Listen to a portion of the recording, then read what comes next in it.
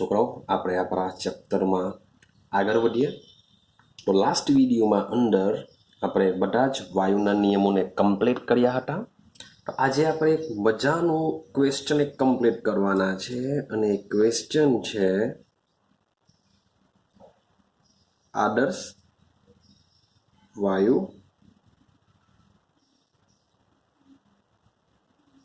સમીકરણ તો મજાનું છે ઇમ્પોર્ટન્ટ કહી શકાય મીન્સ કે એક્ઝામમાં આવી શકે છે આદર્શ વાયુ સમીકરણ સમજાવો તો શું છે આદર્શ વાયુ સમીકરણ જરાક સમજો તો બોયલનો નિયમ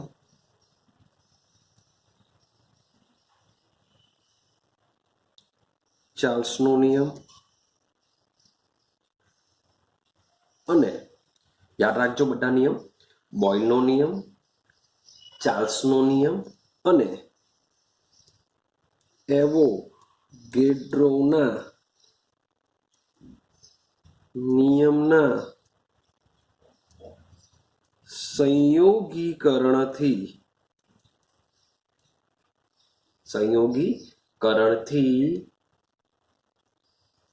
મળતા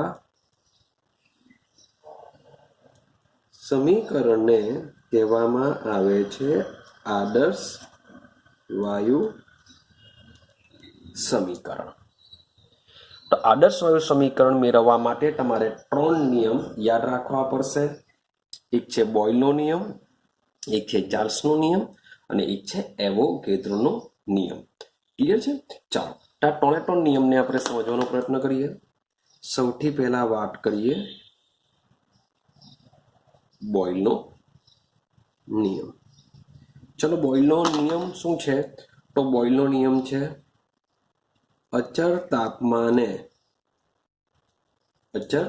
તાપમાને પી ચલે છે 1/v અથવા તો વી ચલે છે 1/p આવું આપણે ભણીને આવ્યા છે આ છે બોયલનો નિયમ ચાલો આગળ જઈએ સેમ ચાર્લ્સનો નિયમ ચાલો ચાર્લ્સનો નિયમ શું હતો યાદ કરો અચળ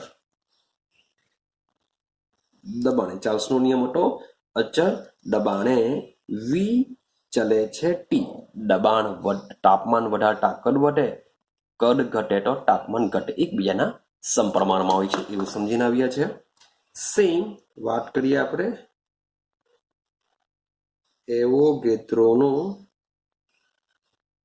નિયમ ચાલો હવે એવોગેડ્રોની વાત કરીએ એવોગેડ્રોમાં યાદ કરો અચળ દબાણ અને તાપમાને અચળ દબાણ અને તાપમાને એક સરખા જથ્થાના વાયુનું કદ એક સરખી સંખ્યામાં અણુઓની સંખ્યા ધરાવે છે એવો આપણે નિયમ જોઈને આવેલા છે માટે વી ચલે છે એન ક્લિયર છે તમે આવું બી કહી શકો અને સમીકરણ નંબર 1 આપી શકો અને સમીકરણ નંબર 2 આપી શકો અને સમીકરણ નંબર 3 આપી શકો પછી લખી શકો છો સમીકરણ 1 2 અને 3 પરથી તો શું થશે બધામાં વી પ્રોપોર્શનલ છે તો આપણે લઈ શકીએ છીએ વી પ્રોપોર્શનલ ચાલો અંશમાં શું છે જો પી છેદમાં છે એન અને ટી અંશમાં છે માટે એન ઇન્ટુ ટી છેદમાં પી આ રીતનું સમીકરણ બનશે હવે અહીંયાથી ચલ કાઢી નાખીશું તો એની જગ્યાએ મૂકવામાં આવે છે is equal to R N T by P શું મૂકીશું ઇઝ ઇક્વલ ટુ આર જ્યાં જે આર જે મૂકેલો છે જ્યાં આર ઇઝ ઇક્વલ ટુ એને કહેવામાં આવે છે સપ્રમાણતા અચળાંક યાદ રાખજો શું કહેવામાં આવે છે ને સપ્રમાણતા અચળાંક કહેવામાં આવે છે જે ખૂબ જ ઇમ્પોર્ટન્ટ છે કારણ કે 12th સાયન્સમાં પણ આનો તમે ઉપયોગ કરશો માટે યાદ રાખજો ચાલો હવે આ સમીકરણને આપણે જરાક વ્યવસ્થિત લખવાનો પ્રયત્ન કરીએ તો શું થશે P V is equal to N R T PV is equal to NRT आ जे समीकरण है आ समीकरण ने कहेवामां आवे छे आदर्श वायु समीकरण तमारे याद राखवानुं छे खूब ज कामनुं छे खूब ज इम्पोर्टન્ટ छे आदर्श वायु समीकरण PV is equal to NRT दिमाग में फिट कर दो PV is equal to NRT clear चलो हवे थोड़ुंक आगळ जईए आटले सुधी तो बहुत सिंपल छे कई ढार नथी मारवानी हवे थोड़ुंक आगळ वधीए हवे मारे सप्रमाण मीन्स के पी वी एन टी तो बधुं आपने खबर ज छे आर नवो छे तो आर ने आपणे करता बनावीए तो R is equal to PV by N T थवानुं R is equal to PV by N T चलो हवे आर ने आपणे शुं कहीए छे अगाड़ी बी आपणे वात करीने आव्या ने सप्रमाण अचळांक अथवा तो एने वायु अचळांक पण कहेवामां आवे छे शुं कहेवामां आवशे वायु अचळांक केम वायु अचळांक कहेवामां आवे छे कारण के बधा ज वायुओ माटे ते केवो होय छे સમાન હોય છે માટે તેને વાયુ અચળાંક કહેવાશે એટલે કે વાયુને બદલતા શબ્દ બોલું છું વાયુને બદલતા આરની વેલ્યુ બદલાતી નથી માટે જ તેને આથી જ તેને સાર્વત્રિક અચળાંક પણ કહેવામાં આવે છે સાર્વત્રિક એટલે કે યુનિવર્સલ મીન્સ કે કોઈ પણ વાયુ માટે કામ કરી શકે સાર્વત્રિક વાયુ અચળાંક પણ કહી શકાય છે આઈડિયા આવે છે ચાલો તો આ હતું અહીંયા સુધીનું આદર્શ વાયુ સમીકરણ હજુ બી વેઇટ એન્ડ વોચ કરજો કેમ હવે સમજો કે આના પરથી દાખલા બી પૂછી શકાય આના પરથી દાખલા બી આવી શકે મીન્સ કે આરની વેલ્યુ અચળાંક છે એટલે કે ફિક્સ રહેશે આ મોલ આપેલા છે અથવા મોલ બી શોધવાનું પૂછી શકાય તો ચાર ચલની વાત કરું પી વી એન ટી આઈડિયા આવે છે પીવીએનટી આ જે પીવીએનટી છે એમાંથી કોઈ પણ ત્રણની વેલ્યુ આપેલી હશે અને ચોથાની પૂછી શકે છે કોઈ પણ ત્રણની વેલ્યુ આપી શકે ચોથાની પૂછી શકે છે આરની વેલ્યુ ફિક્સ હોય છે તો આરની વેલ્યુ કેવી રીતના ફિક્સ હોય છે આરનું મૂલ્ય શું હોય છે એને હવે સમજીએ સમજજો તો જે આરનું જે મૂલ્ય છે એ આરનું મૂલ્ય દબાણ કદ અને તાપમાન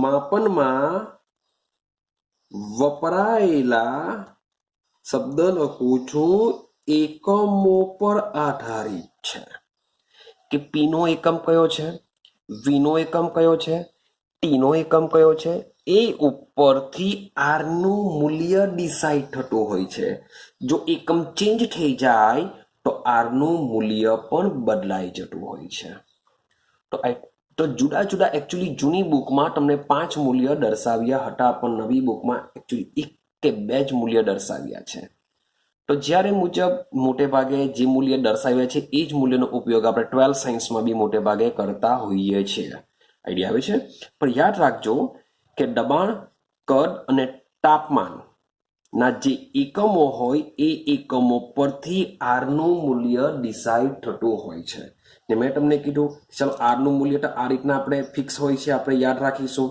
તો બાકી રહ્યા ચાર ચલ દબાણ કદ મોલ તાપમાન તો ચાર માંથી શું કરશે દાખલામાં ત્રણની વેલ્યુ આપી દેશે અને કોઈ પણ એકની પૂછી શકે કોઈ પણ એકની પૂછી શકે છે તો આ રીતના તમારા દાખલા હોય છે તો આ સમીકરણ બહુ ઇમ્પોર્ટન્ટ છે તમારે યાદ રાખવાનું છે ક્લિયર છે અને આ આદર્શ વાયુ સમીકરણ છે આદર્શ વાયુ સમીકરણ તમે કોઈ પણ વાયુને લગાડી શકો છો ક્લિયર થાય છે ચાલો હવે જોજો માની લો કે મારી પાસે એસટીપી નો મતલબ મેં તમને અગાડી કહ્યો છે એસટીપી નો મતલબ શું થશે સ્ટાન્ડર્ડ ટેમ્પરેચર એન્ડ પ્રેશર તો એસટીપી ની પરિસ્થિતિની જો વાત કરું એસટીપી એ ટેમ્પરેચર તમે લેશો કેટલું લેશો 273.15 એક્ઝેક્ટલી વેલ્યુ છે ક્લિયર છે પ્રેશરની વાત કરીએ પ્રેશર કેટલું લેશો 1 બાર અથવા તો 10⁵ પાસ્કલ આપણે 1 બાર અહીંયા લઈએ છે તો એસટીપીએ શબ્દ બોલું છું એસટીપીએ 1 મોલ આદર્શ વાયુ શબ્દ લખેલો છે આદર્શ વાયુ. તો આદર્શ વાયુનું કદ યાદ કરો કેટલું હોય છે. મેં આગળના વિડીયોમાં કહ્યું છે કે જો તમારો વાયુ આદર્શ હોય તો 1 મોલ વાયુનું કદ કેટલું હોય છે? 22.7 લીટર પ્રતિ મોલ જેટલું હોય છે. કેટલું હોય છે? 22.7 લીટર પ્રતિ મોલ. ક્લિયર છે? ચાલો હવે સમજો કે હવે માની લઈએ કે મારે આર ની વેલ્યુ જાણવી છે. તો આર ઇઝ ઇક્વલ ટુ સૂત્ર શું છે? P into V by N into T. તો વેલ્યુ જાણવા કરતા પહેલા હું તમને આના એકમો મીન્સ કે આના એક આરનો જે એકમ છે આરનો એકમ પર કોના પર આધાર રાખશે? આ બધાના એકમો ઉપર આધાર રાખશે. ચાલો તો સમજો ભાઈ દબાણ મેં તમને કીધું કે 1 બાર છે. 1 બાર બરાબર શું લઈ શકાય છે આપણે? 10⁵ પાસ્કલ બી તમે લઈ શકો છો. ચાલો કદ કેટલું છે? તો કદ છે 22.7. આ લીટર પ્રતિ મોલ છે. લીટર પ્રતિ મોલને જો મીટર ક્યુબમાં જો કન્વર્ઝન કરું તો એનું કન્વર્ઝન થઈ જશે 10⁻³ આ બની જશે મીટર ક્યુબ. મીન્સ કે જે મુજબના તમે એકમો વાપરશો એ મુજબનું આરની વેલ્યુ ડિસાઇડ થતી હોય છે. નીચે જઈએ. ચાલો મોલ તો આપણે કેટલો લીધેલો છે? 1 મોલ. તો અહીંયા લખી દેશું 1 મોલ. ટેમ્પરેચર કેટલું છે? 273.15 273.15 કેલ્વિન. હવે યાદ રાખજો મોટે ભાગે તમારો n એક જ મોલ રહેશે, ટેમ્પરેચર કેલ્વિનમાં જ રહેશે. તો મોલ અને કેલ્વિન તો 100% સેમ જ રહેવાના. એટલે કે આરના એકમમાં છેદમાં મોલ અને કેલ્વિન તો ફિક્સ રહેશે. જે બી ચેન્જ થશે એ દબાણ અને કદના એકમો જ ચેન્જ થશે. તો આ રીતની તમે જો વેલ્યુ મૂકશો તો આની વેલ્યુ આવતી હોય છે 8.314 ઇન્ટુ ચાલો ખાલી આટલું જો 8.314 આવતું હશે આનું એકમ થશે પાસ્કલ. પી એટલે pascal, metre cube, mole inverse, kelvin inverse. આટલી વેલ્યુ તમને મળતી હોય છે. પણ આ જ વસ્તુ માની લો કે 10⁵ પાસ્કલની જગ્યા હું 1 બારનો યુઝ કરું. 1 બાર. તો 1 બારનો જો યુઝ કરું તો શું થઈ શકે? 1 બારનો મતલબ શું થાય કે 10⁵ ને કાઢી નાખો. 10⁵ ને જો કરું તો અહીંયા ચેક કરો -3 આવે છે. તો -3 +5 માંથી -2 બચશે. હા કે ના? તો એ -2 ને જો હું એડ કરી દઉં તો આપણી વેલ્યુ થઈ જશે 8.314 ઇન્ટુ 10⁻². પાસ્કલની જગ્યા ત્યારે શું મૂકવું પડશે? ત્યાં 12 લઈ લેવું પડશે. પાસ્કલની જગ્યાએ 12 લઈ લેવું પડશે. ક્લિયર છે? ચાલો હવે પાસ્કલની જગ્યા તો 12 લઈ લીધું. પછી આ જે વેલ્યુ છે 22.7 મીટર ક્યુબ. એ મીટર ક્યુબની જગ્યા પર સેમ આપણે લઈ લેશું litre mall inverse kelvin inverse. તો એક વેલ્યુ બીજી બી યાદ રાખવાની છે. માન લો કે આ જ વેલ્યુ તમને જૂલમાં જોઈતી હોય તો જૂલમાં જોઈતી હોય તો એક ત્રીજી બી વેલ્યુ તમારે યાદ રાખવાની છે કે 8.314 જૂલ કેલ્વિન પ્રતિ મોલ. તો આ વેલ્યુ બી બહુ કામ લાગશે 12 સાયન્સની અંદર. 8.314. હજી એક બીજી વેલ્યુ આવતી હોય છે 0.082. શું આવતી હોય છે? 0.082. 1 બાર લઈ લો. જો વાયુનું દબાણ 1 બાર તો તમને એક બીજી વેલ્યુ મળતી હોય છે 0.082. જ્યારે આવશે ત્યારે આપણે વાત કરીશું. તો આ ક્લિયર છે? આ વેલ્યુ ક્યાં રાખજો. આગળ સમજો. ચાલો સમજો આગળની વાત કરીએ. ઓકે તો આપણે વાત કરી હતી આદર્શ વાયુ માટેની. પણ આજ એસટીપીએ વાત કરીએ. એસટીપીએ માની લેવું કે એસટીપી નો મતલબ શું થાય? ટેમ્પરેચર કેટલું હશે? 273.15 કેલ્વિન. ભાઈ પ્રેશર કેટલું હોય છે? 1 બાર હોય છે. अथवा तो 10⁵ પાસ્કલ હોય છે ત્યારે 1 મોલ વાયુનું જે કદ છે એ કદ V ઇઝ ઇક્વલ ટુ, હવે જરાક જોજો, ત્યાં ગાડી આપણે કયું લીધું હતું 22.7, હવે અહીંયા લેવું છું 22.4 લીટર પ્રતિ મોલ. એકચ્યુઅલી લીટર પ્રતિ મોલ, એક મોલમાં અહીંયા એકચ્યુઅલી ઓલરેડી મોલ છે તો અહીંયા માત્ર હું લીટર લેવું તો બી ચાલશે, પ્રતિ મોલ લખવાની જરૂર નથી કારણ કે એક મોલ અહીંયા મેં લખેલું છે, એક મોલ વાયુનું કદ આટલું હોય છે 22.4 લીટર. તો આ જે જ્યારે 22.4 લીટર લેવામાં આવે છે ત્યારે આ જે વાયુ હોય છે, વાયુ કયો હોય છે? સામાન્ય હોય છે, અથવા કહી શકો બિન પ્રમાણિત છે, અથવા કહી શકો વાસ્તવિક વાયુ છે. વાયુ છે વાસ્તવિક, જે બી બોલો તે બોલો. આદર્શ વાયુ સિવાયનો જે બી વાયુ હશે એ આ બધા હશે. સામાન્ય હોઈ શકે, સામાન્ય એટલે કે એ વાયુને સામાન્ય કહેવાશે, બિન પ્રમાણિત કહી શકાય, વાસ્તવિક વાયુ પણ એને કહી શકાય છે. તો આ કન્ડિશનમાં જો આર ની વેલ્યુ વિચારો,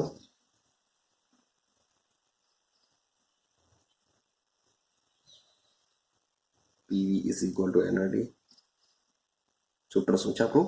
PV is equal to NRT. ચાલો, તો સોરી ફોર ધેટ, મારી મિસ્ટેક થઈ, મને લાગ્યું જ. તો પીવી ના છેદમાં એનટી આ રીતના આવતું હોય છે, પીવી ના છેદમાં એનટી. ચાલો, તો પ્રેશર કેટલું છે? દબાણ 1 બાર લઈ લો ભાઈ, કદ કેટલું લઈ લો? 22.4 લીટર લઈ લો.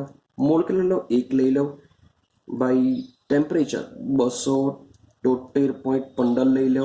તો આ રીતના તમે ચેક કરશો તો આની વેલ્યુ ચેક કરશો, મે બી 0.082 જેવી આવશે. કેટલી આવશે? 0.082 જેવી આની વેલ્યુ આવતી હોય છે, ચેક કરી લેજો. હવે એકમ કયો બનશે ભાઈ? પી સામાં લીધો 12, અહીંયા આવશે 12. 22.4 લીટર એટલે આવશે લીટર. ચાલો, મોલ ઇનવર્સ એ તો સેમ જ રહેવાનું, મોલ ઇનવર્સ અને કેલ્વિન ઇનવર્સ. તો જ્યારે સામાન્ય વાયુ હોય, આદર્શ વાયુ ન હોય, બિન આદર્શ વાયુ હોય, તો બિન આદર્શ વાયુ માટે વેલ્યુ આવતી હોય છે 0.082 બાર. ક્લિયર છે? આ પણ તમારે યાદ રાખવાની હોય છે. ક્લિયર છે? તો આદર્શ વાયુ સમીકરણ માટે તમારે આ બધી વસ્તુ યાદ રાખવાની છે. ક્લિયર? હવે આદર્શ વાયુ સમીકરણ, એક લાસ્ટ સેન્ટેન્સ તમને કહું છું કે આદર્શ વાયુ સમીકરણમાં કે જે પદો આવતા હોય છે, જે ચલ આવતા હોય છે, એ ચારેય ચલો વચ્ચેનો જે સંબંધ છે, ચારેય ચલ વચ્ચેનો સંબંધ છે તે ભાઈ વાયુની અવસ્થા દર્શાવે છે. શું દર્શાવે છે? વાયુની અવસ્થા દર્શાવે છે. મીન્સ કે 4 ચલો કયા કયા છે? દબાણ, કદ, મોલ, તાપમાન, આ બધા થઈને વાયુની અવસ્થા ડિસાઈડ થાય છે. માટે આ સમીકરણને બીજું નામ આપવામાં આવ્યું છે અવસ્થા સમીકરણ પણ કહે છે. એ બી યાદ રાખજો. આદર્શ વાયુ સમીકરણનો બીજો શબ્દ શું કહી શકીએ? તેને અવસ્થા સમીકરણ પણ કહી શકીએ છીએ. ક્લિયર છે? ચાલો, તો આટલી વસ્તુ છે તમારી આદર્શ વાયુ સમીકરણ વિશે. તો આટલી વસ્તુ તમારે યાદ રાખવાની છે આદર્શ વાયુ સમીકરણ શું છે સમજવા માટે. ચાલો, એક બીજી થિયરી હવે શરૂઆત કરીએ. સિમ્પલ છે આદર્શ વાયુ સમીકરણ. એવી રીતના એક બીજી થિયરી છે જેને કહેશું સંયુક્ત વાયુ સમીકરણ. બીજી થિયરી સમજીએ તો એના પરથી બી મીન્સ કે દાખલા થોડાક પૂછી શકાય છે. તમને નવી બુકમાં ખૂબ જ નાની અમથી થિયરી કરી દીધેલ છે, બાકી જૂની બુકમાં ખૂબ જ મોટી થિયરી હતી, ઇઝી હતી, કે જે એક્ઝામમાં પૂછી શકાય એવી હતી. સંયુક્ત વાયુ સમીકરણ મીન્સ કે એનસીઆરટીમાં બહુ નાની અમથી થિયરી છે, મે બી 2 માર્ક્સમાં મે બી સ્કૂલ લેવલ પર તમારી નીકળી શકે છે. તો સમજો શું છે. તો ફરીથી આપણે શું કરીએ? આદર્શ વાયુ સમીકરણનો વિચાર કરીએ. ચાલો, તો આદર્શ વાયુ સમીકરણ. તો આદર્શ વાયુ સમીકરણ શું છે? PV is equal to N R T છે. ક્લિયર છે? હવે આ જે સમીકરણ છે એની હું પુનઃ ગોઠવણી કરું. પુનઃ ગોઠવણી કરીએ તો P V by T is equal to N R. કારણ કેમ આવું કર્યું મેં? કારણ કે આનો મતલબ શું થાય કે એન એટલે કે મોલ. કોઈ પણ વાયુનો આપણે શું લેશું? એક મોલ લેશું. કોઈ પણ વાયુનો એક જ મોલ લેશું. સાથે સાથે આર શું છે? વાયુ અચળાંક છે, એ બી ફિક્સ રહેવાનો, એ ફિક્સ રહેશે. મીન્સ કે આદર્શ વાયુ સમીકરણની જો પરિસ્થિતિ બદલવામાં આવે તો એનો પણ દબાણ, કદ અને તાપમાનમાં શું થઈ શકે છે? ફેરફાર થઈ શકે છે. માટે લખીએ છીએ, જો નિશ્ચિત જથ્થાના વાયુનું કદ V1, દબાણ P1 તથા તાપમાન T1 હોય. આ પહેલાની પરિસ્થિતિ છે. હવે આપણે શું કરીએ? બીજી. તાપમાન T1 હોય, જો આ વાયુ ફેરફાર અનુભવી, જો કદ V2, દબાણ P2 તથા તાપમાન T2 થતું હોય તો.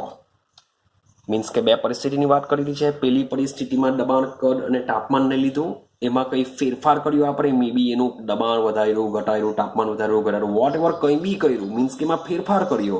તો ફેરફાર કરવાથી આ ટોને ટોન પરિસ્થિતિ શું થશે? ચેન્જ થશે.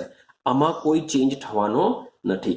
માટે આ જે સમીકરણ, માની લો કે આને સમીકરણ નંબર 1 આપી દઉં તો સમીકરણ 1 પ્રમાણે શું લખી શકાય? તો P1 V1 છેદમાં T1 ઇઝ ઇક્વલ ટુ શું થઈ જશે? NR. અને સમીકરણ નંબર 2 આપી શકાય. સેમ આ પહેલી પરિસ્થિતિ માટે. બીજી પરિસ્થિતિ માટે શું થશે? P2 V2 by T2 is equal to NR થઈ જશે. આને સમીકરણ નંબર 3 આપી દઈએ. તો આ બંનેને જો સરખાવીએ તો શું થશે? આપણો ભાઈ કેન્સલ, NR ને આપણે કેન્સલ કરી નાખીએ તો થશે શું? P1 V1 by T1 is equal two થઈ જશે P2 V2 બાય T2. શું થઈ જશે? P1 V1 by T1 is equal to P2 V2 by T2 થઈ જશે. તો આ સમીકરણ જે છે, આ સમીકરણને કહેવામાં આવે છે સંયુક્ત વાયુ સમીકરણ કહેવાશે. હવે સૂત્ર યાદ કેવી રીતે રાખે? તો યાર સિમ્પલ છે. આદર્શ વાયુ સમીકરણ યાદ કરી લો. PV is equal to NRT. ખાલી ટી ને તમારે, જો ભાઈ આ તો એકદમ ચલ છે અને તમે નીચે લઈ આવો તો બની ગયું પીવી બાય ટી. તો 1 1 1 2 2 2 થઈ જશે. યાર કઈ અઘરી કામ નથી. તો PV is equal to NRT means કે આદર્શ વાયુ સમીકરણ પરથી જ મેળવેલું છે. તો આદર્શ વાયુ સમીકરણમાં પીવી બાય ટી કરી દેવું એટલે યાદ રહી જશે. પીવી બાય ટી આવતું હોય છે બધામાં 1 વાળું એક સાઈડ, 2 વાળું એક સાઈડ. તો આ રીતના તમારું સૂત્ર બની જશે. ચાલો, હવે આ સમીકરણ ખૂબ જ ઇમ્પોર્ટન્ટ સમીકરણ છે. આ સમીકરણમાં ટોટલ 6 ચલ છે. કેટલા ચલ છે? ટોટલ 6 ચલ છે. 1 2 3 4 5 6 ચલ છે. 6 માંથી 5 ની વેલ્યુ તમને આપી દેશે. 5 ચલની કિંમત શું કરશે? આપી દેશે. અને કોઈ પણ એકની પૂછશે. કોઈ પણ એક ચલની કિંમત તમને પૂછતા હોય છે. તો આ રીતના આ સૂત્રનો ઉપયોગ દાખલા ગણવા માટે બી થતો હોય છે. ક્લિયર છે? તો સેમ વસ્તુ આપણે સમજવાનો પ્રયત્ન કરીએ કેવી રીતે દાખલા પૂછાશે. ચાલો એક દાખલો સમજવાનો પ્રયત્ન કરીએ. ઓલરેડી બુકમાં આપેલો જ છે. કોયડા નંબર 5. તો સમજો શું કહેવા માંગે છે. ભાઈ 25°C મીન્સ કે ટેમ્પરેચર આપ્યું T is equal two 25°C થઈ ગયું. અને 760 મિલીમીટર પારાના દબાણે, એ દબાણ એટલે કે પી આપેલો છે, P is equal to 760 millimetre દબાણે 600 ml કદ ધરાવે છે. V is equal to 600 ml કદ ધરાવે છે. હવે વાયુનું કદ 640 ml. હવે વાયુનું કદ 640 ml એટલે કે 600 માંથી 640 ml અને તાપમાન 10°C થાય ત્યારે તાપમાન કેટલું થઈ ગયું? 10°C થાય ત્યારે તે ઊંચાઈએ દબાણનું મૂલ્ય કેટલું હશે? મીન્સ કે પી is equal two question mark. તો આ રીતના મીન્સ કે તમને આઈડિયા છે કે ટોટલ 6 ચલ છે, 6 ચલમાંથી 5 ચલની વેલ્યુ આપી દીધી, કોઈ એક ચલની પૂછી છે. આ શરૂઆતની કન્ડિશન છે, માટે આ બધા માટે હું શું લઈ લેવા? 1 લઈ લેવા. આ પછીની કન્ડિશન છે, એના માટે હું 2 લઈ લેવા. એટલે કે વાયુનું ફેરફાર થાય છે એ અવસ્થાને આપણે અંતિમ અવસ્થા કહેશું. ક્લિયર છે? તો આ વસ્તુ મીન્સ કે આ રીતના ટોટલ ચલ આપેલા હોય, પી આપેલો હોય, વી આપેલો હોય, ટી આપેલો હોય, તો સેમ વસ્તુ આપણે શું કરીશું? સંયુક્ત વાયુ સમીકરણ પરથી. તો પેલા એક વસ્તુ કરો, આ અંશ સેલ્સિયસ છે તેને કેલ્વિનમાં કન્વર્ઝન કરવું જરૂરી છે, માટે કરવાનું કોઈ નથી. શું કરીશું આપણે? 273 એડ કરી દઈશું એટલે થઈ જશે 298 કેલ્વિન. સેમ અહીંયા બી વત્તા 273 જો એડ કરું તો બની જશે 283 કેલ્વિન. ચાલો, સેમ મેં તમને કીધેલું છે ભાઈ, સંયુક્ત વાયુ સમીકરણ ભૂલ થવી નહીં જોઈએ. ખબર નહીં પડતી તો PV is equal to NRT દિમાગમાં રાખવાનું. ટીને આ બાજુ લઈ આવો એટલે સૂત્ર શું બનશે? P1 V1 by T1 is equal to P2 V2 by T2. આ રીતના ઇઝીલી યાદ રહી જશે. હવે શોધવાનું શું છે? P2 શોધવાનું છે, તો P2 ને કરતા બનાવો એટલે અહીંયા જ રાખો, આ બધી વસ્તુ આ બાજુ લઈ જાઓ તો શું બનશે? P1 V1, આ T2 આની સાથે ગુણાઈ જશે એટલે કે T2 છેદમાં T1 આ અહીંયા આવી જશે, V2 is equal to P2. ચાલો, આ બધી વેલ્યુ આપણે મૂકી દઈએ તો P1 કેટલો છે? 760. V1 કેટલો છે? 600. T2 કેટલું છે? 283 કેલ્વિન. ચલો, T1 કેટલું છે? 298 કેલ્વિન ગુણ્યા V2 છે 640 ml. તમે ચેક કરશો તો T1 V1 બધાના એકમો એકબીજાના કેન્સલ થઈ જશે, તો આ P1 નો જે એકમ હશે એ જ બેઠો P2 નો પણ બની જશે. રેડી છે? તો આ તમારો આન્સર જે બી આવતો હશે એ તમારો સામા આવવાનો છે, મિલીમીટરમાં આવશે. તો 676.6 મિલીમીટર Hg મીન્સ કે પારો આટલી ઊંચાઈએ તમને જોવા મળશે. ક્લિયર છે? તો આ મુજબના બી મીન્સ કે દાખલા નાનામથા 2 માર્ક્સમાં કે VSQમાં આ રીતનું બી પૂછી શકાય છે. આઈડિયા આવે છે? તો સિમ્પલ ખાલી એક સૂત્ર તમારે યાદ રાખવાનું હોય છે. ડન? હવે આગળની વાત કરીએ, આગળના થિયરીની વાત કરીએ. ચાલો સમજો, બીજી એક નાની આપણે થિયરીની વાત કરીએ કે જે વાયુમય પદાર્થની ઘનતા અને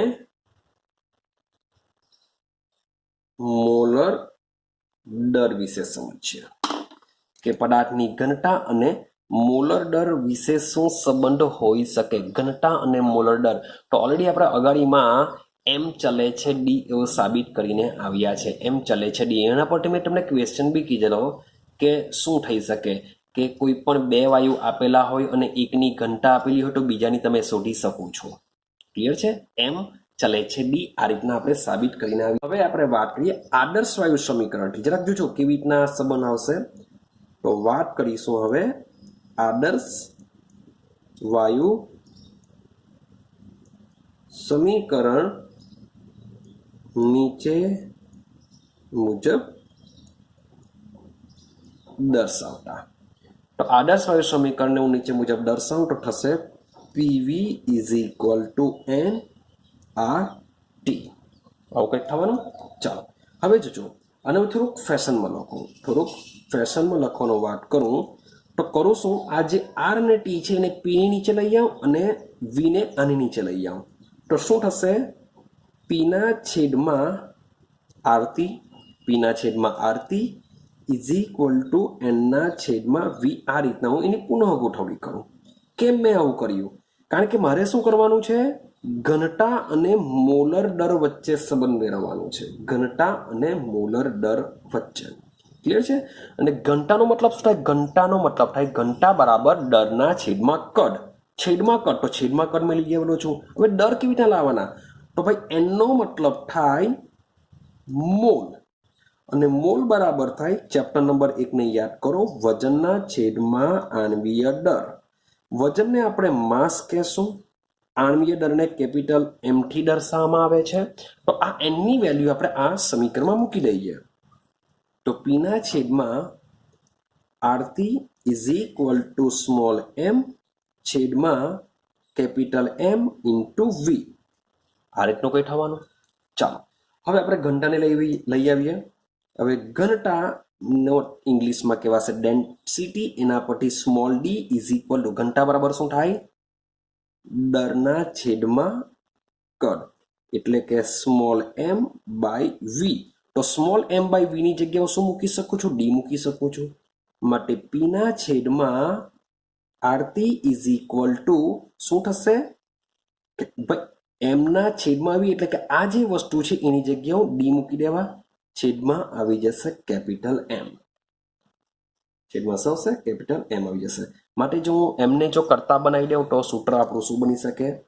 તો capital M is equal to આને ઉપર લઈ જાઉં તો ડી, માની લો કે આની સાથે ગુણી કરું આર ટી બાય પી.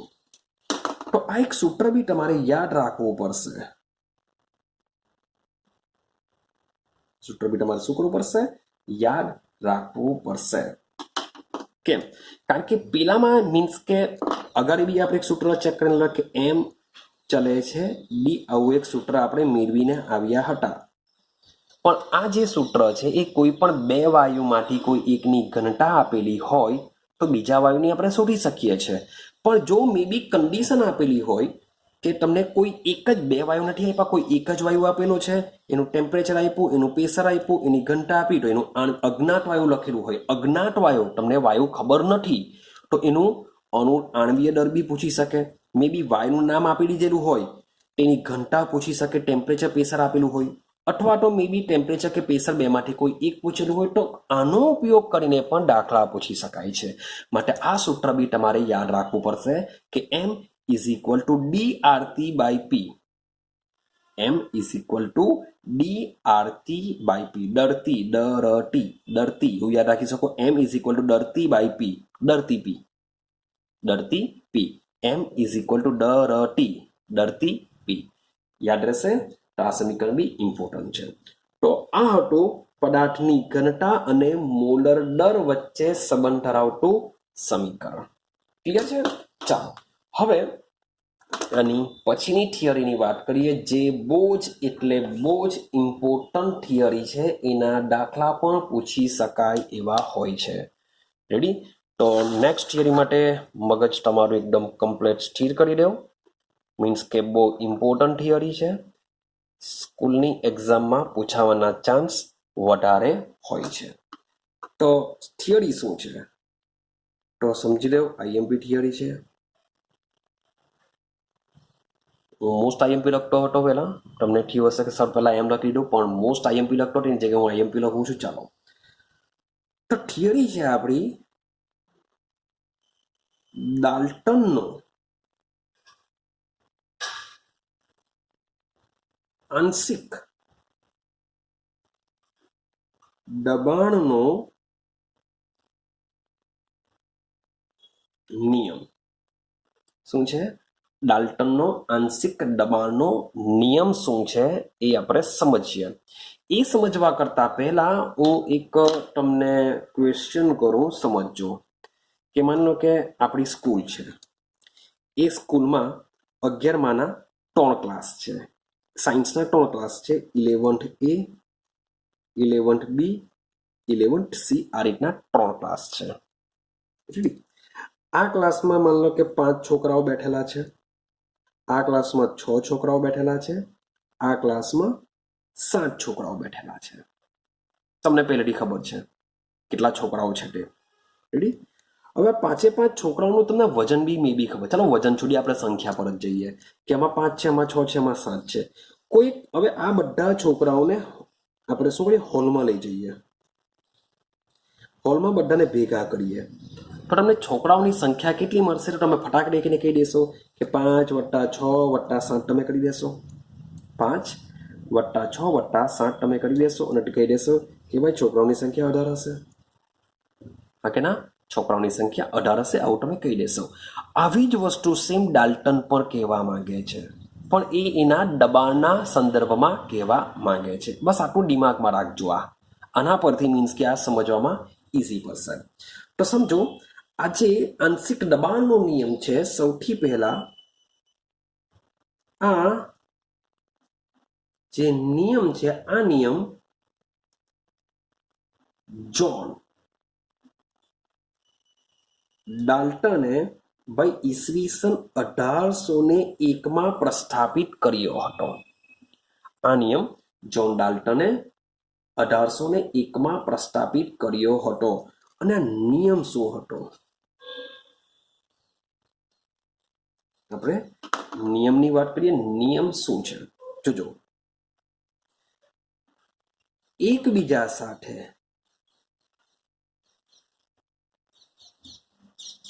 રાસાયણિક પ્રક્રિયા કરતા ન હોય તેવા જુદા જુદા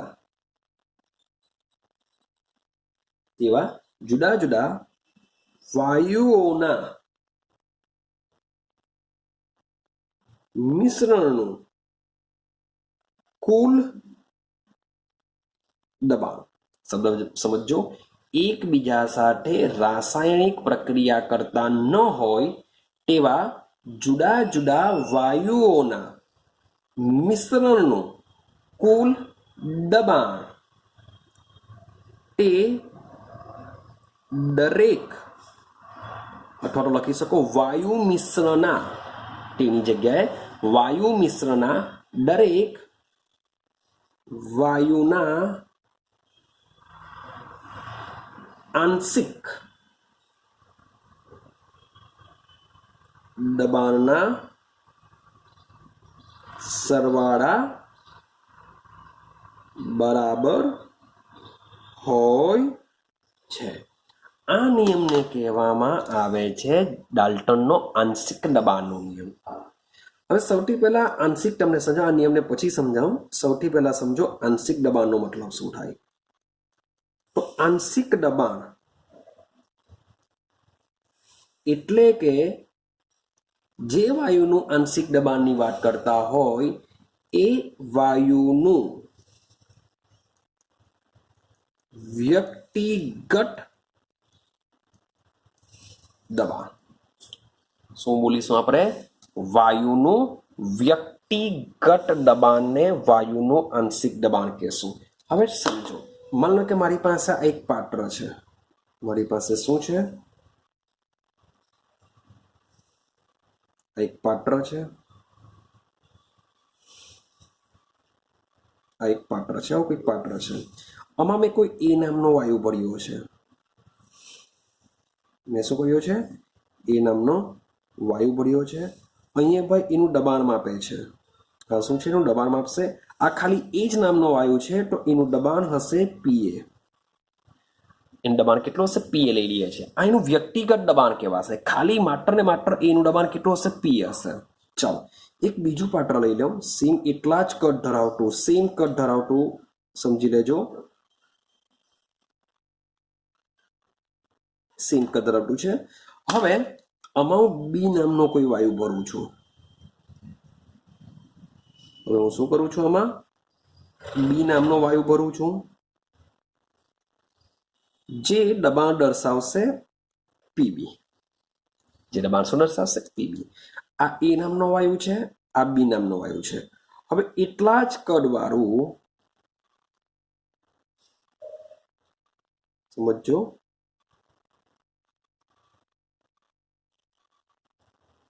એટલા જ કદવાળું ત્રીજું પાત્ર લેવું છું. હવે આ પાત્રમાં હું શું કરું છું, એ અને બી બંનેને ભેગા કરું છું, પરંતુ મારી કન્ડિશન શું છે કે આ એ અને બી બંને એકબીજા સાથે રાસાયણિક પ્રક્રિયા કરતા નથી. જો આ બંને જો એકબીજા સાથે રાસાયણિક પ્રક્રિયા કરતા ન હોય અને બંનેને હું શું કરું છું, હવે આ પાત્રમાં ભેગા કરું છું. સમજો,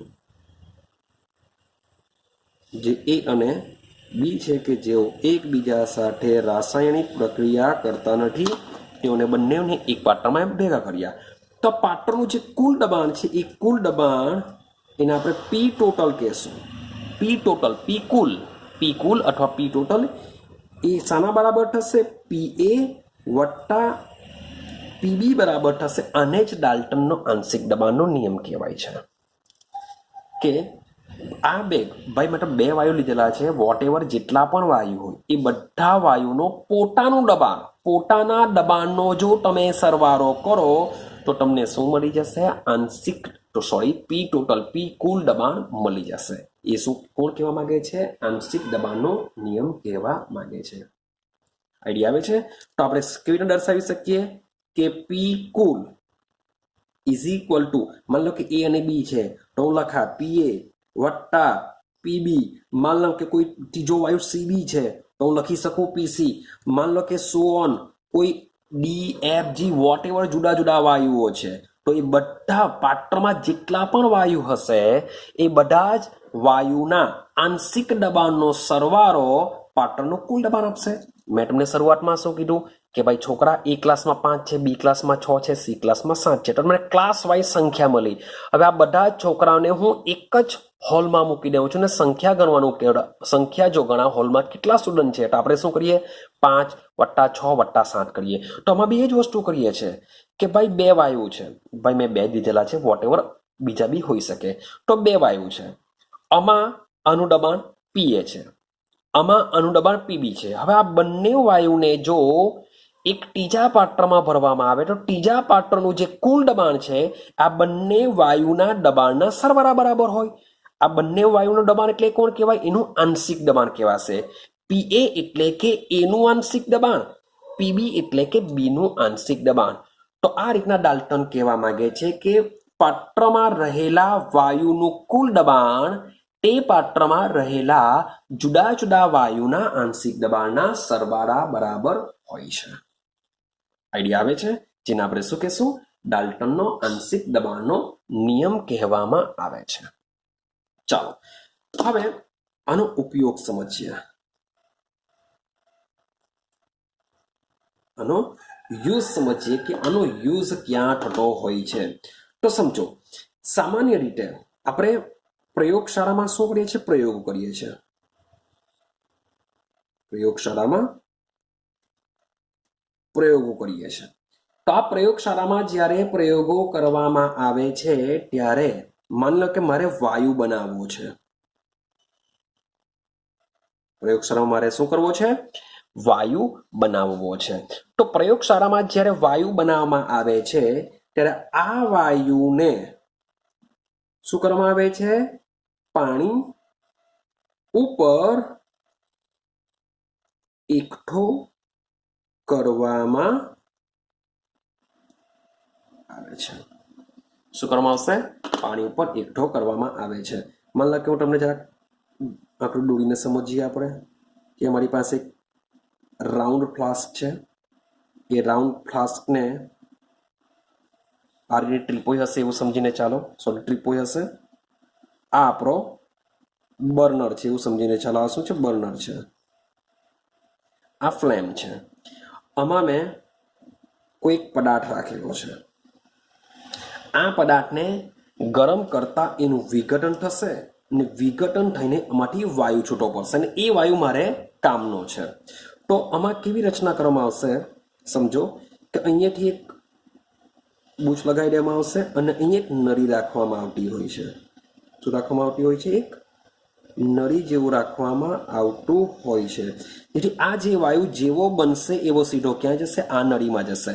અને આ નળીને, આ જે નળી છે એ નળીને એક બીજું પાત્ર, અહીં એક બીજું પાત્ર લેવામાં આવશે કે જેમાં શું ભરેલું હશે? પાણી ભરેલું હશે. અહીંયા પાણી ભરેલું હશે અને આ પાત્ર પાછો કેવો હોય છે? બંધ હોય છે. આ જે નળી છે એ નળીને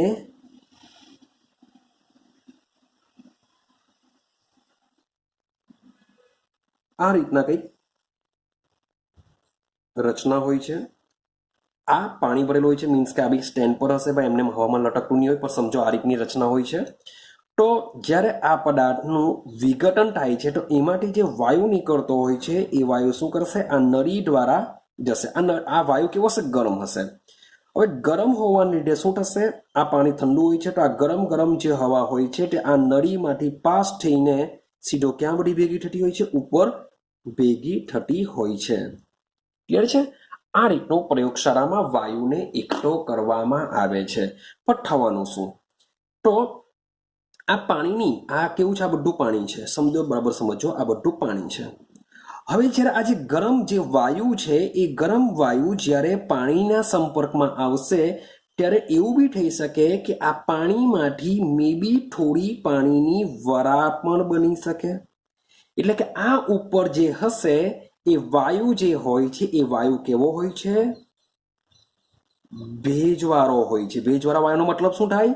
કે એમાં વાયુ તો હશે જ, સાથે સાથે પાણીની વરાળ પણ હશે. તો પ્રયોગશાળામાં જ્યારે વાયુને પાણીની ઉપર એકઠો કરવામાં આવે છે ત્યારે આ જે મળતો વાયુ હોય છે એ કેવો હોય છે? ભેજવાળો હોય છે. પણ મારે તો કેવો વાયુ મેળવવો છે? શુષ્ક વાયુ મેળવવો છે. મારે તો કેવો વાયુ મેળવવો છે? શુષ્ક વાયુ મેળવવો છે. તો આ જે ભેજવાળો, જો શબ્દ બોલું છું વરાળ, એટલે કે વાયુ પ્લસ વરાળ છે તો બંને ગેસ અવસ્થામાં જ. આ બી ગેસ અવસ્થામાં છે તો આ બી ગેસ અવસ્થામાં છે. માટે આ જે વાયુ હશે એ માની લઈએ કે પી ટોટલ હશે, એટલે કે પી કુલ હશે, એટલે કે ટોટલ દબાણ દર્શાવતું હશે. એ ટોટલ દબાણ કોના બરાબર થાય? તો પી H2O મીન્સ કે એમાં પાણીની વરાળ પણ હશે, એટલે કે પાણીની વરાળનું આંશિક દબાણ વત્તા પી વાયુ, એટલે કે પેલા વાયુનું આંશિક દબાણ, અથવા તો પી વાયુની જગ્યા તમે શુષ્ક વાયુ પણ લખી શકો છો. તો આ રીતના હોય છે. મીન્સ કે જ્યારે પાણીની ઉપર ભેગો કરવામાં આવતો હોય છે ત્યારે વાયુની સાથે સાથે પાણીની વરાળ પણ તેમાં ભેગી થતી હોય છે. આ પાણીની વરાળને આપણે કહેશું જલીય તાણ. ને શું કહેશું આપણે? જલીય તાણ કહેશું. રેડી? તો આને જો બરાબર જો લખું તો પી કુલ ઇઝ ઇક્વલ ટુ જલીય તાણ વત્તા શુષ્ક વાયુ. એવું આપણે સમજીને ચાલીએ. શુષ્ક વાયુ દબાણ. રેડી? તો મારે જો શુષ્ક, અહીંયા પી શુષ્ક લખીએ આપણે, તો મારે જો શુષ્ક વાયુનું દબાણ મેળવવું હોય તો એને જો કરતા બનાવ તો પી શુષ્ક વાયુ ઇઝ ઇક્વલ ટુ આ જલીય તાણને આ બાજુ લઈ લઈએ તો તમારું જે કુલ દબાણ દર્શાવતું હશે એમાંથી પાણીની વરાળ, એટલે કે જો તમે જલીય તાણ જો તમે બાદ કરી દેવ તો તમને શું મળી જશે? પી શુષ્ક વાયુનું દબાણ તમને મળી જશે. તો આ એનો ઉપયોગ છે. મીન્સ કે આ રીતના તમે શુષ્ક વાયુને મેળવી શકો છો, જે ડાલ્ટનના આંશિક દબાણના નિયમ ઉપરથી તમે મેળવી શકો છો. આઈડિયા આવે છે? તો આ રીતનો એનો એક ઉપયોગ છે કે પ્રયોગશાળામાં જે વાયુને પાણીની ઉપર એકઠો કરવામાં આવે છે તેની સાથે શું હોય છે? ભેજ પણ હોય છે. આથી તમારે જો શુષ્ક વાયુનું દબાણ મેળવવું હોય તો કુલ દબાણમાંથી પાણીનું ભેજનું દબાણ બાદ કરવાથી તમને શુષ્ક વાયુનું દબાણ તમે મેળવી શકો છો. આજે પાણીનું જે દબાણ છે, પાણીની વરાળનું જે દબાણ છે એને આપણે શું કહીએ છીએ? ભાઈ જલીય તાણ કહીએ છીએ. માટે ટોટલ દબાણમાંથી જો જલીય તાણ બાદ કરી દેશું તો તમને શું મળી જશે? શુષ્ક વાયુનું દબાણ મળી જશે. હવે આ જે ડાલ્ટનનો આંશિક દબાણનો નિયમ છે એને આપણે હવે મેથેમેટિકલ સ્ટેપ પ્રમાણે સાબિત કરીએ કે ભાઈના સૂત્ર બી છે એ સૂત્રનો ઉપયોગ કરીને દાખલા પણ આવતા હોય છે, માટે થિયરી બહુ ઇમ્પોર્ટન્ટ છે. ક્લિયર છે? તો હવે આપણે એનું સૂત્ર સાબિત કરીએ. ચાલો, હવે ડાલ્ટનના આંશિક જે દબાણ છે એ આંશિક દબાણના નિયમને હવે મોલ અંશના પર્યાયમાં આંશિક દબાણ. હવે આ આંશિક દબાણને આપણે મોલ અંશના સ્વરૂપમાં મેળવવાનો પ્રયત્ન કરીશું. તો સમજો, બરાબર સમજવાનો પ્રયત્ન કરજો. ચાલો, તો એના માટે આપણે ધારી લેશું કે ધારો કે ટી તાપમાને મીન્સ કે પાત્ર જે હશે એમાં ટેમ્પરેચર તો 100% બધામાં કેવું હશે? સેમ જ હશે. મીન્સ કે જ્યારે પ્રયોગ કરવામાં આવે છે ત્યારે તાપમાન અચળ રહેશે. ધારો કે ટી તાપમાને 3 વાયુઓ, શબ્દ કેટલા લીધેલા છે? 3 વાયુઓ કદ વીમાં રહેલા છે. ધારો કે ટી તાપમાને 3 વાયુઓ કદ વીમાં રહેલા છે. મીન્સ કે મારી પાસે એક પાત્ર છે, વી જેટલું કદ ધરાવે છે, એમાં 3 વાયુઓ ટી તાપમાને રહ્યા છે. હવે આ જે 3 વાયુઓ હોય છે જેમના આંશિક દબાણ અનુક્રમે જે પહેલો વાયુ હશે તેનું P1, બીજો વાયુ હશે તેનું P2, ત્રીજો વાયુ હશે તેનું P3 છે. ક્લિયર છે? P1, P2, P3 છે. તેથી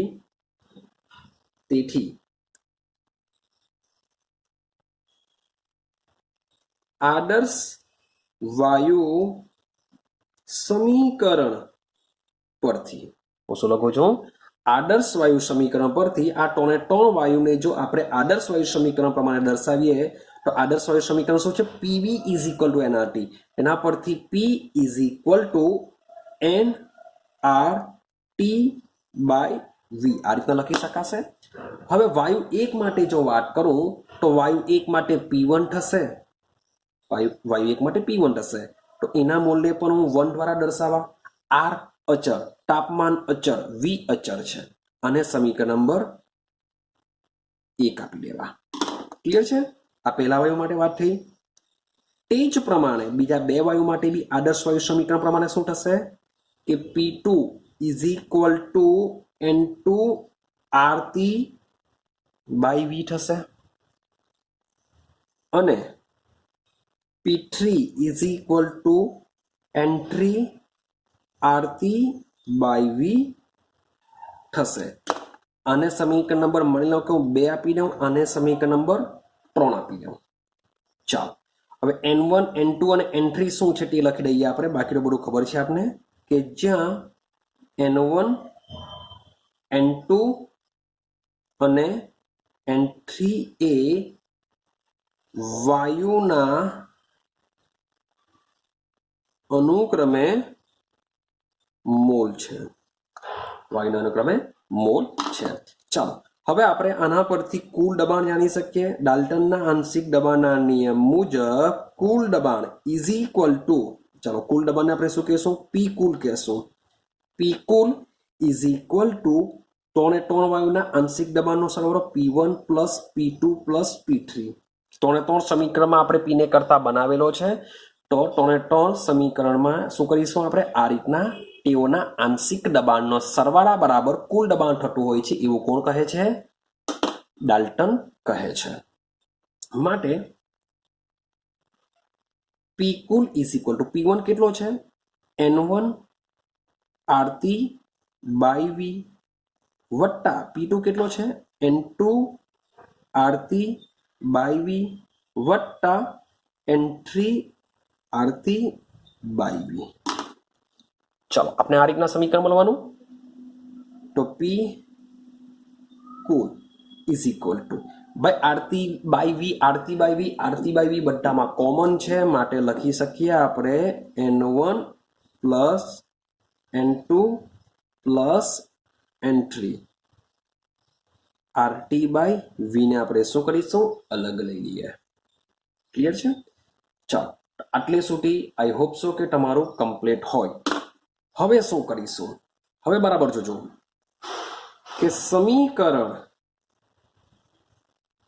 એકને પી કુલ વડે ભાગતા સમીકરણ એકને પી કુલ વડે ભાગતા અથવા તો P1 ને અથવા આની જગ્યાએ શું લખી શકો P1 ને પી કુલ વડે ભાગતા આવું બી તમે લખી શકો છો તો શું થશે P1 શબ્દ સમજો P1 છેદમાં પી કુલ આવું થશે P1 છેદમાં પી કુલ ચલો P1 શું છે આપણું N1 આરતી યાદ હશે ચલો ઉપર લઈ લઈએ પાછું આપણે યાદ રાખજો N1 આરતી બાય વી છે તો આપણે લખી દઈએ is equal to N1 R T by V N1 R T by V છેદમાં પી કુલ શું છે તો પી કુલ આપણે આ સમીકરણ મેળવેલું છે તો એને લખી દઈએ શું થશે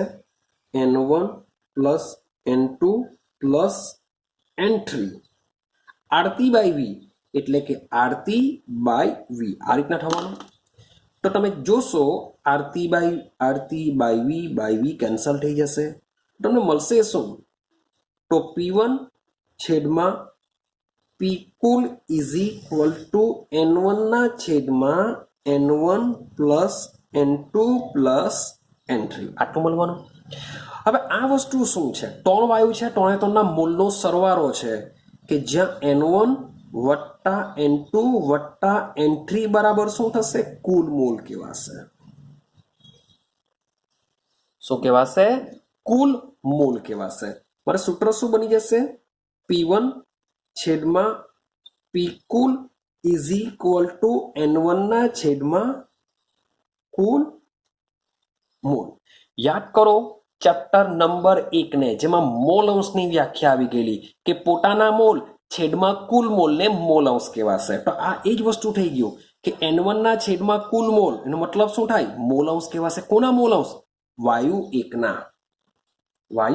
એકના મોલ અંશ કહેવાશે માટે એક નંબરનો વાયુ છે એના મોલ અંશનો x1 તરીકે દર્શાવવા એટલે x1 બરાબર શું થાય કે પોતાના મોલ છેદમાં કુલ મોલ થશે માટે આના પરથી ઉપરના સૂત્રને દર્શાવી શકાય કે P1 ના છેદમાં P cool is equal two આપણે x1 દર્શાવી શકીએ છીએ એક નંબરનો વાયુ હોય તો એના માટે એક માટે x1 આવશે ક્લિયર થયું તો આ તમારું ચેક કરો તમે કે મોલ અંશના પર્યાયમાં આપણે આંશિક દબાણને સાબિત કરેલું છે એટલે કે ડાલ્ટનનો નિયમ જે છે એ આના પરથી પણ દાખલા ગણવા માટે કામ લાગી શકે માટે કોઈનું પણ તમારે આંશિક દબાણ શોધવું હોય શબ્દ બોલું છું કોઈ પણ વાયુનું આંશિક દબાણ શોધવું હોય તો એ આંશિક દબાણ બરાબર પોતાનો મોલ અંશ ગુણ્યા પી ટોટલ એટલે કે કુલ દબાણ અને એના જ મોલ અંશનો ગુણાકાર બરાબર થઈ જતું હોય છે આંશિક દબાણ રેડી છે આ તો આપણે કોઈ એક વાયુ માટે લખ્યું આ શું કર્યું આપણે કોઈ એક જ વાયુ માટે સાબિત કર્યું સેમ એ જ પ્રમાણે હું સમીકરણ નંબર 2 ને પી કુલ વડે ભાગું તો ભાઈ મને સૂત્ર શું મળશે ખાલી તમારે દર્શાવવાનું નથી તમારે સીધું લખી જ દેવાનું છે કે ભાઈ આ જ પ્રમાણે બોલો આ જ પ્રમાણે P2 શું થઈ શકે P2 માટે જો તમે ગણો તો એ થઈ જશે x2 ઇન્ટુ પી કુલ અને P3 બરાબર થઈ જશે x3 ઇન્ટુ પી કુલ આ સૂત્ર યાદ રાખવાનું છે બધા માટે મીન્સ કે 1 2 3 ની યાદ રાખવું તો ચાલે પણ એટલું યાદ રાખવું પડશે કે કોઈનું પણ તમારે આંશિક દબાણ શોધવું હોય તો આંશિક દબાણ ઇઝ ઇક્વલ ટુ પોતાના મોલ અંશ ગુણ્યા કુલ દબાણ યાદ રાખજો આ યાદ રાખવા માટે તમને કહું છું કે 1 2 3 તો મીન્સ કે ભાઈ વાયુ બધા આપણે ધારેલા છે કે 3 વાયુ છે એના માટે 1 2 3 નંબર આપેલો છે મારે આંશિક દબાણ ઇઝ ઇક્વલ ટુ આ જે વાયુ હશે જેનું આંશિક દબાણ શોધો છો તે જ વાયુના મોલ અંશ ગુણ્યા કુલ દબાણ. તો આ બેનો તમે ગુણાકાર કરશો તો તમને શું મળી જશે? આંશિક દબાણ મળી જશે. ક્લિયર છે? તો આ સૂત્ર પરથી તમે કોઈ પણ વાયુનું વ્યક્તિગત દબાણનો અભ્યાસ કરી શકો છો, જે તમને કામ લાગી શકે છે. તો આ થિયરી પણ તમારે દિમાગમાં રાખવાની હોય છે. આઈડિયા આવે છે? માટે આના માટે કોમન શું લખી શકાય? આંશિક દબાણ એટલે કે પીઆઈ કે આઈ માટે કોઈ પણ હોઈ શકે, કોઈ પણ કણ હોઈ શકે, 1 2 3 4 જેની બી વાત કરતા હોય તે હોઈ શકે છે. ઇઝ ઇક્વલ ટુ, ચલો મોલ અંશ, મોલ અંશ આ જે વાયુ છે એનો જોવાનો, માટે એની જગ્યાએ બી હું xi લખી દઉં કે અહીંયા 1 હોય તો અહીંયા બી 1 હોય, 2 હોય તો અહીંયા બી 2 હોય, એની જગ્યાએ xi. અને પી કુલ એ તો એઝ ઇટ ઇઝ જેમ છે તેમ રહેવાનું, માટે પીઆઈ પી કુલ એટલે કે P I is equal to xi into P કુલ. આ પણ તમારે સૂત્ર યાદ રાખી શકો છો. હવે કેવી રીતના આનો ક્વેશ્ચન પૂછાય છે, એક્ઝામ્પલ પૂછાય છે, એને આપણે સમજીએ. ચાલો સમજો, દાખલા બી કામ લાગશે, થિયરી બી કામ લાગી શકે, માટે ઇમ્પોર્ટન્ટ છે. તો સમજો તમને આપેલું છે નિયોન અને ડાયઓક્સિજનનું મિશ્રણ.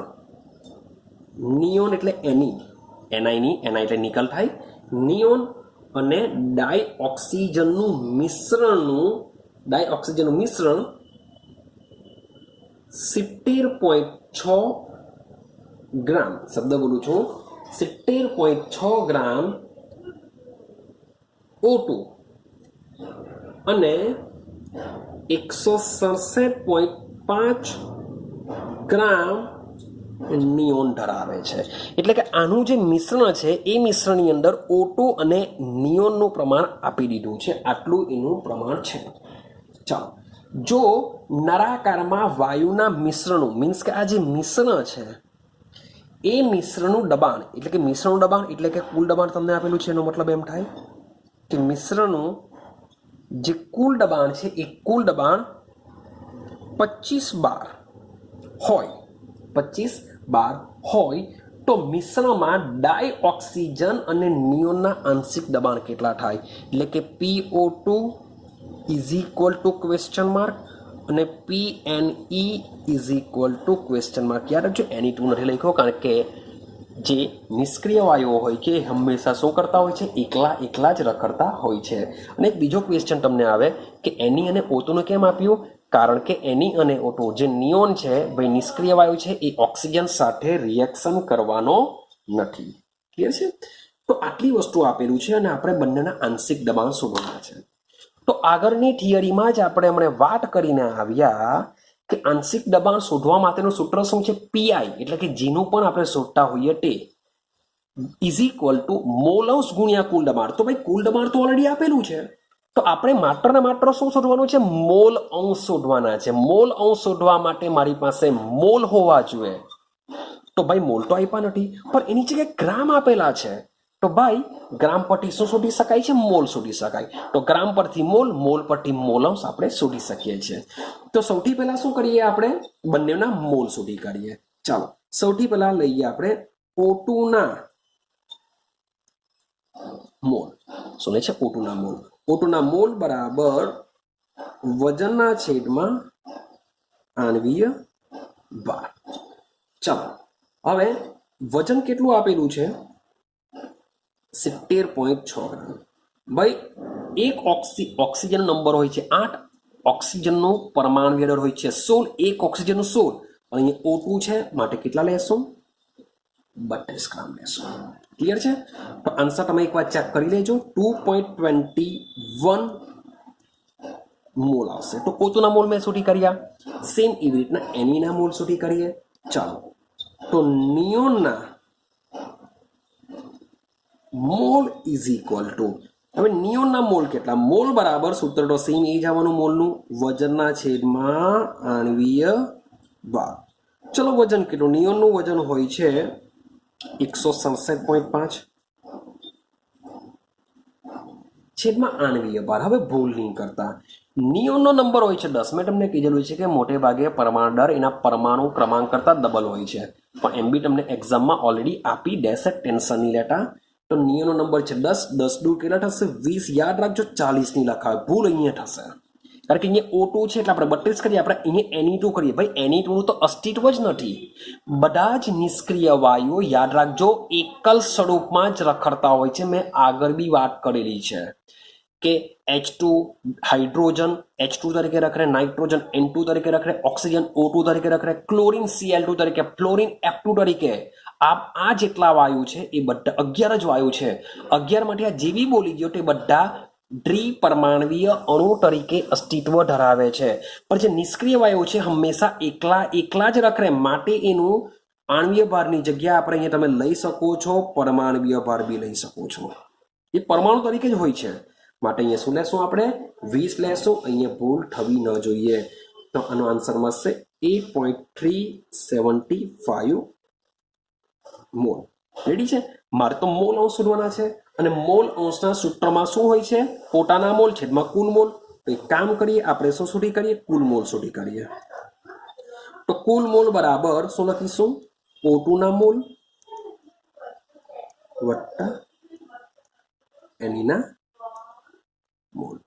ચલો O2 ના મોલ કેટલા શોધ્યા? 2.21. Ne ના મોલ કેટલા શોધ્યા? 8.375. માટે તમારા કુલ મોલ થઈ જશે 10.585.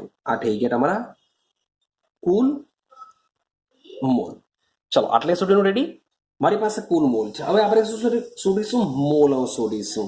તો લખીએ O2 ના મોલ અંશ, જેને XO2 તરીકે બી દર્શાવી શકો છો.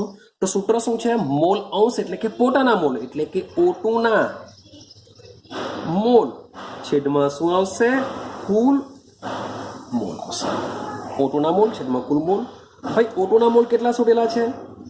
2.21. ભાઈ કુલ મોલ કેટલા? 10.585. તો આનો ઉપયોગ કરીને તમે મોલ અંશ તમને મળી જશે 0.21. 0.21 તમને મોલ મળી જશે. સેમ એ જ પ્રમાણે આપણે શું કરીએ? X Ne એટલે કે Ne ના મોલ અંશ શોધીએ. તો Ne ના મોલ અંશનો મતલબ શું થાય? કે Ne ના મોલ છેદમાં કુલ મોલ. ચાલો, Ne ના મોલ આપણે કેટલા શોધેલા છે? Ne ના મોલ 8.375 છેદમાં 10.585. તો આ રીતના તમે નિયોનના શોધશો તો 0.79 આવી જશે. મીન્સ કે મેં શું કર્યું? બંનેના મોલ અંશ શોધી કર્યા. ક્લિયર છે? અને એક બીજો વિકલ્પ તમને આપી શકો, જો તમારે આ સૂત્ર નહીં મૂકવું હોય તો એક બીજું બી છે કે યાદ કરો, ચેપ્ટર નંબર 1માં એક વસ્તુ ભણીને આવ્યા કે કોઈ પણ જે પણ જુદા જુદા વાયુઓ હોય એ દરેકે દરેક વાયુના મોલ અંશનો સરવાળો, શબ્દ બોલું છું, મોલ અંશનો સરવાળો હંમેશા કેટલો થાય છે? 1 થાય છે. મોલ અંશનો સરવાળો હંમેશા 1 થાય છે. માટે તમે આ જે 0.21 છે, મીન્સ કે તમારે Ne ના મોલ અંશ શોધવા હોય, તમે 1 માઇનસ 0.21 જો કરી દેતે તો પણ તમને 0.79 મળી જતે. તો આ જે રેડ માર્કર વાળું જે લખેલું છે, મે બી આ નહીં કરવું હોય તો આ બી કરી શકો છો. અથવા તો તમે સૌથી પહેલા Xe ના મોલ અંશ આ રીતના શોધી કાઢો અને પછી O2 ના મોલ અંશ શોધવા હોય તો O2 ના મોલ અંશ શોધવા માટે તમે આવું જ કરો કે O2 ના મોલ અંશ બરાબર 1 માઇનસ 0.79, તો તમને આન્સર મળશે 0.21. ક્લિયર? તો આ બેમાંથી કોઈ બી એક રીતનો ઉપયોગ કરી શકો છો. ભાઈ આ રીતના સૂત્ર મૂકીને બી કરી શકો, અથવા બેમાંથી જેનું પણ તમે મોલ અંશ 1 ના શોધ્યા હોય તેની વેલ્યુ 1 માંથી બાદ કરીને બીજાનું તમે શોધી શકો છો. ક્લિયર થાય છે? ચાલો, તો મીન્સ કે બેમાંથી કોઈ એક જ વસ્તુ લખવાનું છે, બંને વસ્તુ લખવાનું નથી. હવે શું કરીએ? આંશિક દબાણ શોધીએ આપણે. તો યાદ કરો, હું ખાલી સૂત્ર લખું છું અહીંયા કે આંશિક દબાણ Pi is equal to Xi into P કુલ. આવું આપણે અગાડી સૂત્ર જોઈને આવ્યા છે. આ સૂત્રનો ઉપયોગ કરીશું આપણે. આ સૂત્ર લખવાની જરૂર નથી, પણ એ બી લખીએ છીએ આપણે. તો સમજો, હવે આપણે જોઈએ P1. PO2 હવે PO2 નો મતલબ જ એમ થાય કે ભાઈ સાની વાત ચાલે છે આંશિક દબાણની TB કોની ઓક્સિજનના આંશિક દબાણ તો ઓક્સિજનનું આંશિક દબાણ બરાબર જો XI એટલે કે શું O2 ના મોલ અંશ ગુણ્યા કુલ દબાણ ચલો O2 ના મોલ અંશ કેટલા શું એટલે 0.21 ચેક કરી લેજો મે બી સ્ક્રીનમાં નહીં દેખાશે ચાલો દેખાય જ છે O2 ના મોલ અંશ કેટલા છે 0.21 છે ગુણ્યા પી કુલ ઓલરેડી તમને રકમમાં આપેલો છે 25 બાર ભાઈ મોલ અંશનો કોઈ એકમ નથી હોતો દબાણનો એકમ હોય છે 12 તો આ જે બી એકમ મળશે મને સામા મળશે 12 માં મળશે એકમ લખાવવામાં ભૂલ થવી જોઈએ નહીં કારણ કે માર્ક્સ કટ થઈ જશે તો 0.21 ઇન્ટુ 25 બાર તમે કેલ્ક્યુલેશન કરશો તો આન્સર આવશે 5.25 આન્સર આવી ગયો 12 તમે આ એક આન્સર મળી ગયો સેમ હવે આપણે પી નિયોન મીન્સ કે નિયોનનું આંશિક દબાણ શોધીશું તો નિયોનનું આંશિક દબાણનું સૂત્ર શું થશે નિયોનના મોલ અંશ ગુણ્યા કુલ દબાણ ચાલો તો નિયમના મોલ અંશની વાત કરીએ નિયમના મોલ અંશ આપણે શોધીને આવ્યા 0.79 ક્લિયર થાય છે 0.79 ગુણ્યા પી કુલ છે 25 બાર ઇઝ ઇક્વલ ટુ આનો આન્સર આવશે 19.75 બાર તો તમને બંને મીન્સ કે બંનેના આંશિક દબાણ આ રીતના તમે શોધી શકો છો ક્લિયર છે તો આ મુજબના દાખલાઓ પણ આવી શકે છે જે ખૂબ જ ઇમ્પોર્ટન્ટ છે જે પેલો મેં એના ઉપયોગ વિશે કીધેલો છે એના પરથી પણ દાખલા પૂછી શકાય છે યાદ રાખજો ભલે એના સ્વાધ્યાયમાં તમે જશો તો સ્વાધ્યાયમાં આવો એક દાખલો તો તમને જોવા મળશે જ કે પી ટોટલ ઇઝ ઇક્વલ ટુ શુષ્ક વાયુ વત્તા જલીય તાણ એટલે કે પાણીની વરાળનું દબાણ એના પરથી શુષ્ક વાયુનું દબાણ તમને પૂછી શકે છે તો એ પણ તમારે યાદ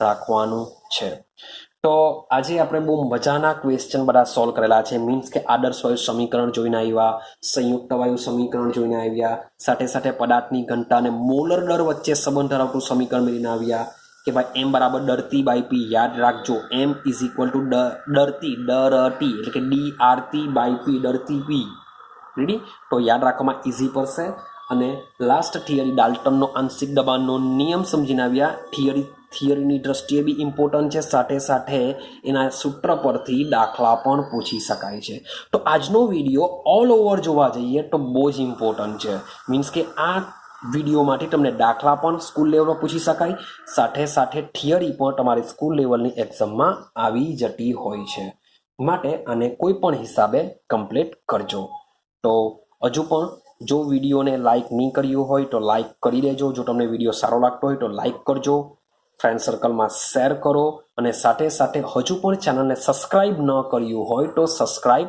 કરી દેજો કે જેથી અમારા નેક્સ્ટ વિડીયો તમને મળતા રહે તો મળીશું આપણે હવે નેક્સ્ટ થિયરીની અંદર જે પણ થોડી મજા તો નહીં આવશે થોડીક બોરિંગ જેવી લાગશે પણ આપણે એને ઇન્ટરેસ્ટિંગ બનાવવાનો પ્રયત્ન કરીશું તો મળીશું નેક્સ્ટ વિડીયોની અંદર